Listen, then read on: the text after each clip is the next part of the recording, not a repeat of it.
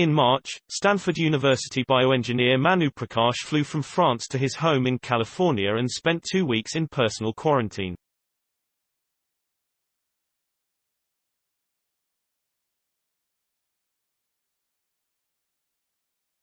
After being holed up in the room where he stores his snorkeling and scuba equipment, Prakash emerged with an idea for addressing two of the pandemic's most pressing challenges. First, he saw that the global supply chain for disposable N95 masks had broken down, and many hospitals lacked adequate personal protective equipment, or PPE. Second, the masks that are out there, that we put in the hands of our frontline workers, are not that good, said Prakash. They're often ill-fitting and uncomfortable, and if they don't fit, they don't protect. Prakash's idea addressed both problems. He wanted to repurpose full-face snorkel masks, outfit them with 3D printed filter holders, and use them as a way to meet the growing demand for PPE.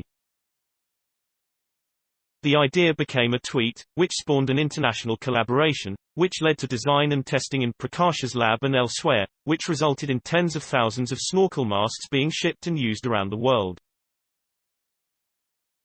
The device functions as a combination of mask and face shield.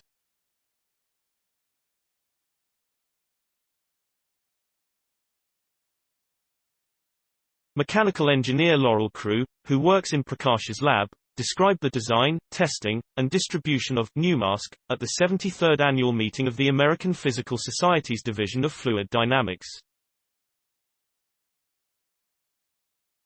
The Pneumask Consortium includes universities and companies from all over the world. Researchers in the coalition have published protocols for how to decontaminate the device, making it suitable for reuse. Clinical tests suggest that it can be worn comfortably for the entire duration of an 8-hour shift. From a fluid dynamics perspective, a mask is a hydrodynamic device, said Prakash.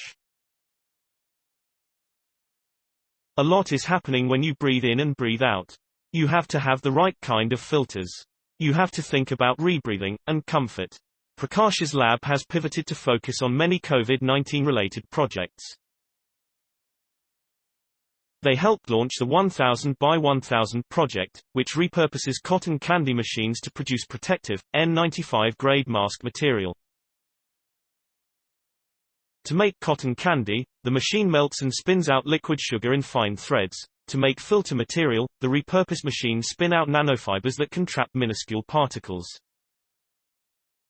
And together with partners at other universities and companies, the group helped develop the Pufferfish, an open-source, low-cost ICU ventilator. Hongquan Li, from Prakash's lab, described that device during the same session on November 24.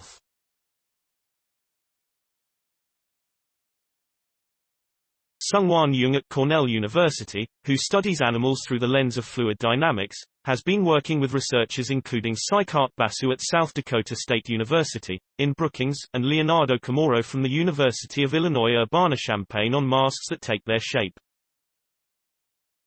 The work was funded by a grant from the National Science Foundation. Animals like dogs, opossums, and pigs are renowned for their super-sensitive sniffers, said Jung.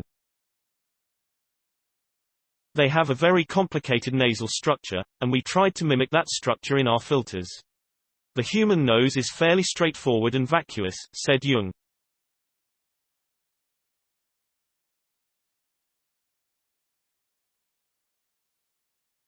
But dogs and pigs are different. They have twisty, tortuous nasal cavities, and that's partly why they have such strong senses of smell.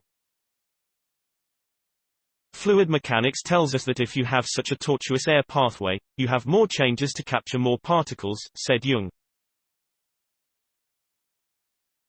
The researchers capitalized on that idea to design a mask filter that can be 3D printed to have a similarly tortuous structure.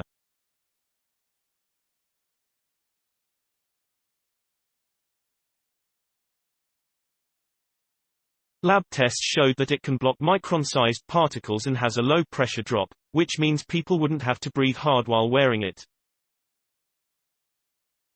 The mask hasn't been approved or used in hospitals, said Jung.